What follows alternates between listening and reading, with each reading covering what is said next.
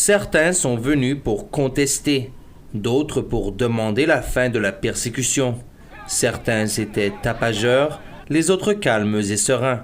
C'était la scène que l'on pouvait voir sur la colline parlementaire à Ottawa mercredi dernier, où sont venus des centaines de Canadiens lors de la visite du président chinois Hu Jintao dans la capitale. Les pratiquants de Falun Gong, malgré la pluie, sont venus de tous les coins du Canada pour ce rassemblement. Ceux-ci ont silencieusement montré les exercices de cette pratique spirituelle en guise de protestation contre la persécution par le régime communiste chinois à l'encontre des pratiquants de Falun Gong résidant en Chine.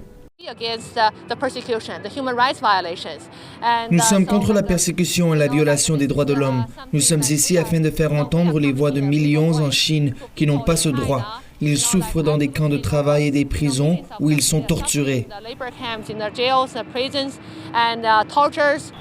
De l'autre côté du trottoir, des autobus remplis de Chinois. Au son de la musique patriotique communiste, ils sont venus par centaines pour célébrer la venue de Hu Jintao. La Grande Époque a déclaré qu'un fonctionnaire de l'ambassade de Chine d'Ottawa a ordonné à 40 ou 50 étudiants chinois qui sont inscrits dans des écoles canadiennes de faire le voyage jusqu'à Ottawa tout frais payés pour soutenir ce qu'il appelle sa lutte politique contre le Falun Gong, les Tibétains et autres activistes des droits de l'homme. Un témoin a affirmé qu'au moins 12 bus étaient partis le matin même du quartier chinois de Montréal, qui se trouve à moins de 2 heures de route de la capitale. Une Chinoise qui nous a demandé de ne pas révéler son identité nous a confié qu'elle et tous les autres Chinois avaient reçu l'ordre de ne pas parler aux Occidentaux en détail sur les vraies raisons de leur voyage à Ottawa.